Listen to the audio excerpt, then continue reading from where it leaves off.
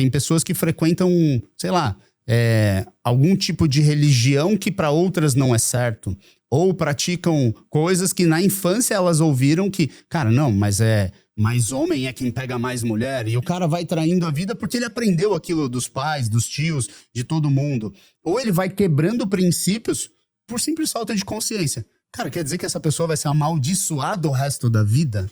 E aí eu quero ouvir de você como que é essa parte de arrancar essa raiz para que isso não crie mais ali, né? Existe uma forma e ela é muito simples, sabe? Eu sempre digo assim que Deus, ele é simples demais. É o homem que complica demais esse relacionamento com ele. É difícil. O teu pai foi um pai, sei lá, foi um pai que te bateu muito, foi um pai que traiu muito a tua mãe, e você acaba não tendo Deus como uma referência de pai, porque você nunca teve uma referência de pai aqui na Terra. Uhum. Então é importante.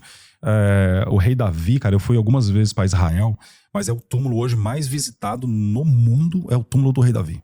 O cara morreu há 3.000 anos, cara, e os caras continuam indo lá visitar o cara, visitar o túmulo dele. Por quê? E ele gerou um outro rei, que é Salomão. E ele mentorou, né?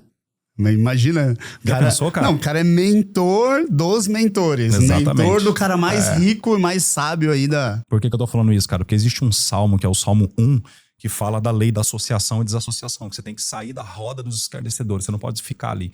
Só que as pessoas, elas são muito religiosas demais, tá lá. Aí eles pegam essa roda do escarnecedor e, cara, parece que é aquele que escarneia tudo, aquele que é o pecador. Não, cara. Às vezes a roda do escarnecedor é a roda que tá falando mal do outro. Às vezes a roda do escarnecedor é aquela que tá metendo pau no fulano de tal. Às vezes a roda do escarnecedor é aquela que tá bolando propina contra outra pessoa. Às vezes a roda do escarnecedor tá te influenciando a trair a tua esposa como amiga do cara. Essa é a roda que você tem que ir. Por isso que esse Salmo 1 do rei Davi, ele é interessante porque existem rodas que você vai ter que se desassociar e rodas que vai ter que se associar. Que bom que nós estamos na mesma roda. Isso aqui é uma associação. Quem tá assistindo tá se associando a isso aqui. Mas tem rodas e tem mesas que a pessoa vai ter que se desassociar. Como é que a pessoa tira isso? Na minha humilde visão, não quero criar uma tese nem nada não, mas na minha humilde visão. Se chama quebra de orgulho. A quebra de orgulho, dentro disso, ela acontece da seguinte forma: você planta uma semente dessa, você tem que tomar consciência que aquela semente ela é errada. Ah, mas meu pai sempre me levou pra zona, eu perdi lá com a minha virgindade lá, porque é assim, tal. É a história de vários amigos meus. Sempre paguei propina, sabe, porque sempre paguei, senão sempre soneguei, sempre isso, sempre... Exato. Cara, tem como. Primeira coisa, tomar consciência. Como é que eu tomo consciência, Alexandre? Você sentando, por isso que eu falei disso, do rei Davi. Você sentando em roda de pessoas que são pessoas de consciência. Por exemplo, eu sei que nos teus treinamentos lá de mentoria, por exemplo, método Trino, cara, é absurdo que as pessoas ali tomam consciência de algumas situações da vida. Uhum.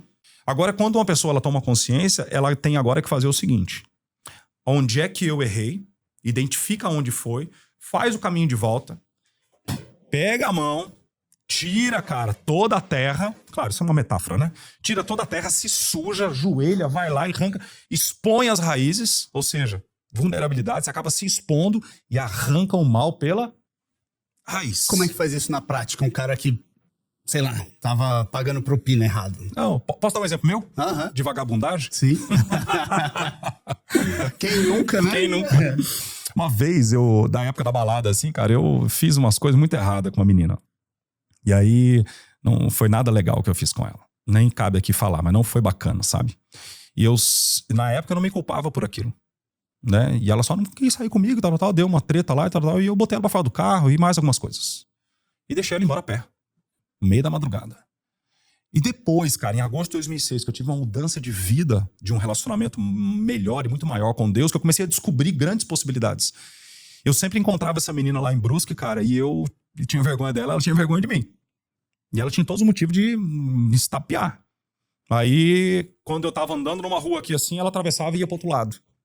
Só que ali eu já tava passando por uma transformação de vida, de mentalidade. Eu tomei consciência disso. Aí entra a questão do exemplo. Aí teve um dia, ela ficou grávida, casou e tudo mais, e veio com um carrinho. Ela não tinha como sair. E eu já tinha programado. Se um dia encontrar ela, eu vou parar ela e vou abrir essas raízes ali, vou tirar o mal pela raiz, cara, e vou arrancar isso fora.